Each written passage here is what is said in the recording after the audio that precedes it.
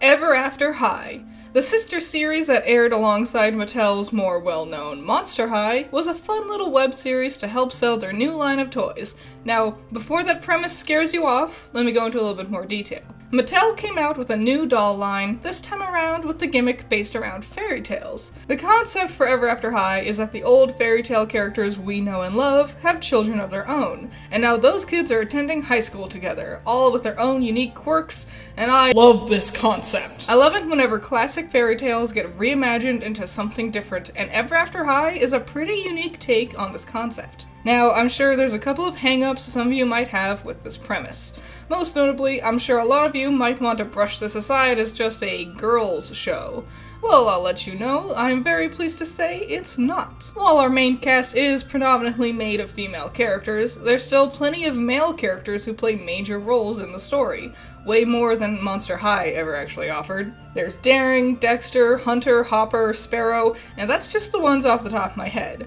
On top of that, the female cast isn't written to be a vapid, bland stereotype of a teenage girl. Our girls have depths and strengths and weaknesses and are generally well-developed characters. There are a couple of eye-rolling elements here and there, Ashlyn's obsession with shoes being the most prominent example I can think of. However, nowadays it's not even that uncommon to have large female-centered casts in cartoons. The Owl House, Steven Universe, My Little Pony, and She-Ra, just to name a few. Now, if my review so far seems pretty glowing, that's because it is. I saw Ever After High dolls in my local Target and checked out the website on a bored whim. I did not expect the product to be as engaging and well-made as it actually is. I'm sure the other biggest hang-up with the concept for the show is that it'll probably be lesser quality since it just exists to help sell toys.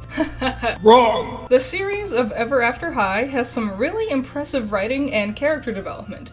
Each episode is only about 5 to 6 minutes long on average, and yet they expand our cast and have them grow and develop in interesting and meaningful ways. It blows me away. On top of the writing, the animation is just stunning. The characters look great, the world is bright and lively. The thing I'm most impressed with is how expressive and well animated their faces are. Usually cartoons that use this style of modeling and animation don't play around with the squash and stretch of their characters' faces too much.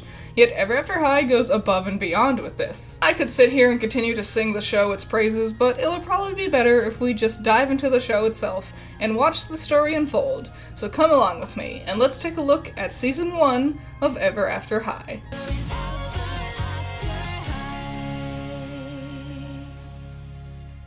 We start our story with two narrators bickering over how the story should be told, as we get introduced to two of our main characters. Raven, the daughter of the evil queen, like the one from Snow White, and Maddie, the daughter of the Mad Hatter from Alice in Wonderland. And she is, hands down, the best character. If you don't... Would you two stop fighting? Peas and crackers. She is super adorable and really sweet, and she gets, like, the best lines. And you may vanish into oblivion. That's a thing, you know, and it's gotta hurt. Anyways, Raven is a little pissed off because everyone's acting weird around her because they assume she's evil, just like her mom was. It's not fair! In Ever After High, everyone's destined to follow the same story their parents were in. That means Raven's destiny is to be an evil queen. So everyone's scared around her. However, Raven doesn't really enjoy being the most hated person in school just because of what her mom was. Later, she's moping alone at lunch when Dexter Charming, one of the sons of Prince Charming, comes to say hi, and fails to hide his obvious crush on her. Hey, Raven, you look great. I don't even know what Gort is. Ever After High is surprisingly funny. Like, I know comedy is super subjective and you might disagree with me, but I always get a laugh out of it. Suddenly, the two are interrupted by Daring Charming, Dexter's older brother, and Apple, the daughter of Snow White, and Raven's storybook counterpart. Though it seems like they're all already friends with each other. It's pretty odd knowing Raven is friends with the girl she's supposed to poison with an apple later on in her life. Huh. I definitely remember these billy goats being pigs. What a weird thing to change. Anyways, Raven returns to her dorm room, surprised to see that Apple has asked to be Raven's roommate to better inspire Raven since she's such an important part of My story. Raven is less than thrilled with being roommates with the slightly too perky and conceited Apple, but decides to go along with it anyways. The next day, we see the rehearsals for their Legacy Day ceremony. Essentially, it's like their graduation where they pledge to follow their storybook's specific destinies.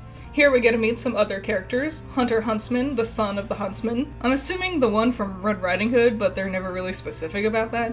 And Cedar, the daughter of Pinocchio, who is a precious cinnamon roll and must be protected. Well, I mean, not the next Pinocchio.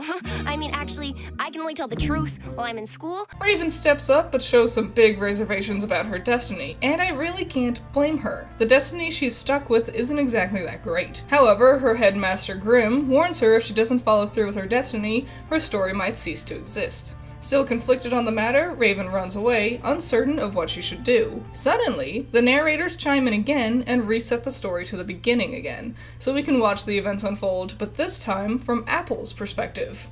Quick note, the narrators are woefully underrated as characters. Their duality in the story and who each one thinks is in the right is charming and funny. Raven Queen had other plans. That would change the world for the better. Or the worse. This also shows us something about Ever After High that's really important. The fact that there's two sides to every story. The events that take place on Legacy Day don't just affect Raven, it'll also affect Apple. What either character wants or does has rippling side effects that'll change more than just their own lives. So often in stories, it's painted to be black and white, good and bad. Here with Ever After High, we're shown that both sides of the story have valid points. They might view each other as their own personal antagonists, but they're ultimately not an evil person for wanting their destinies to play out differently from each other. Pretty smart for a kid's show to sell toys, huh? So this time we get to see Apple arrive at school with her best friend Briar, the daughter of Sleeping Beauty.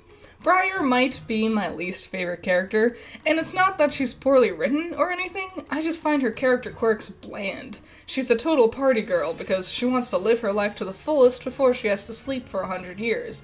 I get it, but it just means a lot of Briar's dialogue tends to boil down to, let's do this thing because it might be fun. I think it's important to point out that some lists I've seen actually say Apple's side of the story should be told first, and I can see how that could work. However, Raven is more definitively our main protagonist. Apple is our main character too, but Raven's struggle is the one we spend the majority of our time on, and it makes sense to introduce her first. That, and Apple's side of the story feels a lot more bland to me. For the majority of it, she doesn't really do much except for chat with Blondie, the daughter of Goldilocks, and Ashlyn, the daughter of Cinderella. At least Raven was struggling with inner conflict when she was hanging out at school. Later in her dorm room, Apple is sprucing up Raven's side of the room to look more evil to surprise her. Because she's such an important part of my story. I need her. So, Apple's line here does come across as awfully selfish, and I won't lie, she is. But she's not entirely wrong either. Apple has had her whole destiny planned out and sounds great. She gets a great husband, she lives happily ever after, but the only thing she needs is for Raven to poison her with an apple first. Apple's been handed everything she wants on a silver platter, but her biggest mistake is her line that she keeps repeating. My story. Apple doesn't seem to realize it's not just her story. Raven has to live with it too, and Raven's getting the short end of the stick. It's important to realize that while Apple's insistence on Raven trying to be the evil person she's supposed to be isn't just her being a brat. She's trying to be nice to Raven here and just give her what she thinks she wants.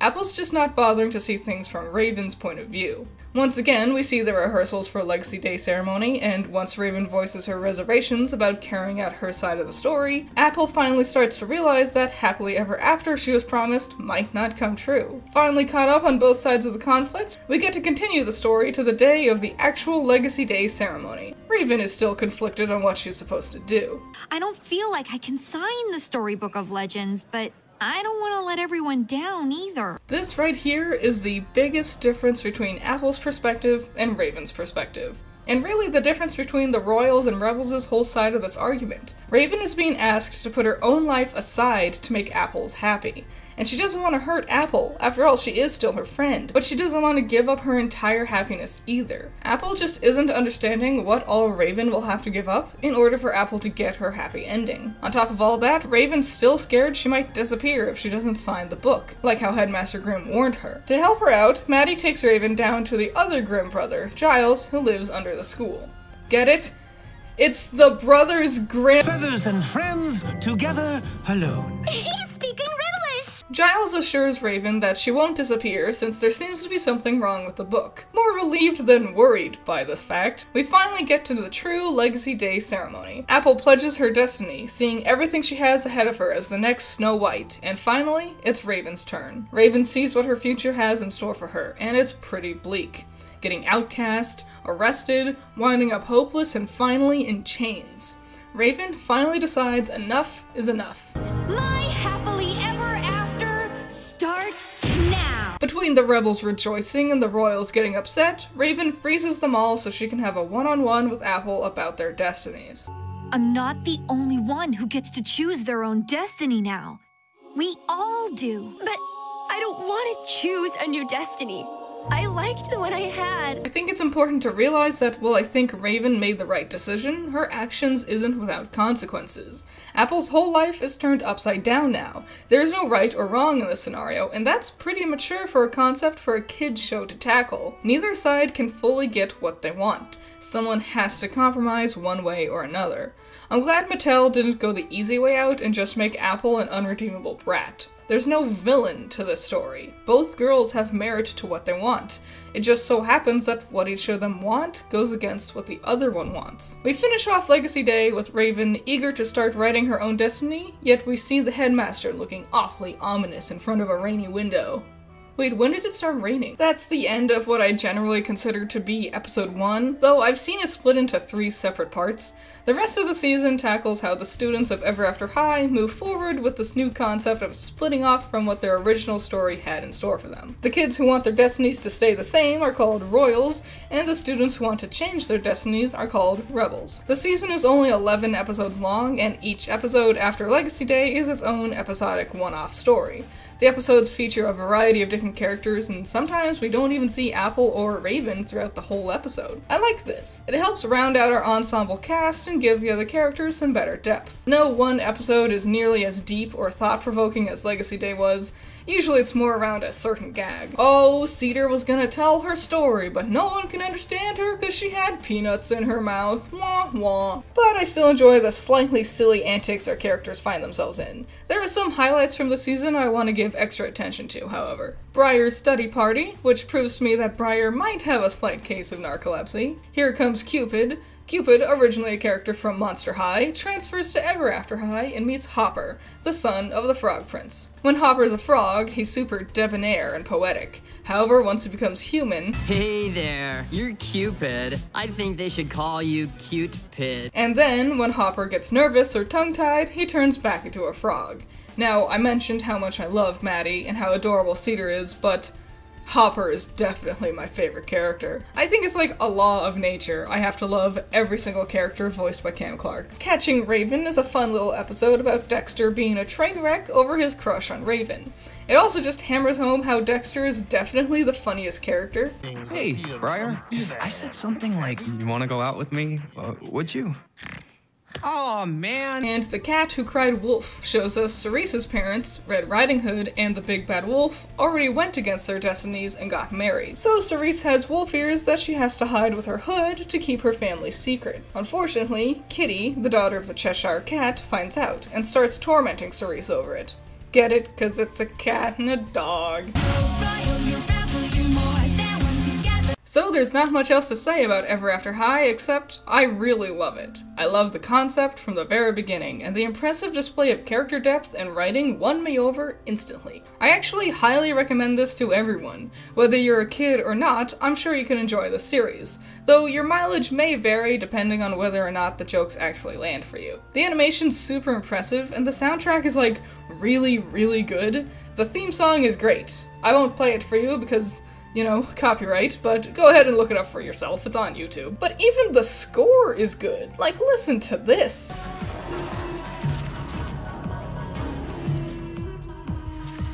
Moreover, the message the show is trying to tell is something I think everyone needs to hear growing up. That you shouldn't let anyone else tell you what your life can be. Yeah, we always hear people say, you can be anything you want when you grow up, but there's still those who would try to shut you down for one reason or another. Telling someone they can't be something because of their gender, age, height, weight, race, or any number of different things. It shouldn't matter what others say. It's your life. Do what makes you happy. Not just for your future career, but how you are today. Right now. It's your life. Make it the one you want to live. Ever After High inspires me in a lot of different ways, but it's that message Raven says that really sticks with me. My happily ever after starts now! Now, I've only covered the first season of Ever After High. There's actually a ton more to the show. 3 more seasons, a ton of new characters, a handful of feature-length specials. It's a lot to cover. Well, I guess we'll have to see how the story continues next time. Thank you all so much for watching this video. I hope you enjoyed it. Shout out to my $10 patrons. You're all amazing. James Dodds, Chamomile, Valhalla Knight, Michael, Nako, Cool Duck, Raymiel, Andrew. In the comments, I'd love to hear your thoughts and opinions. Do you like Ever After High? Which one did you see first, Ever After High or Monster High? And which one do you prefer? I personally like Ever After High a little more, but Monster High is still fun. Maybe one day I'll get to it. Yeah, if you want to see me continue to review Ever After High and its seasons and its specials and stuff, let me know in the comments. Who's your favorite character from Ever After High? Any and all thoughts and opinions, leave them in the comments below. And I'll see you in the next one. Bye-bye.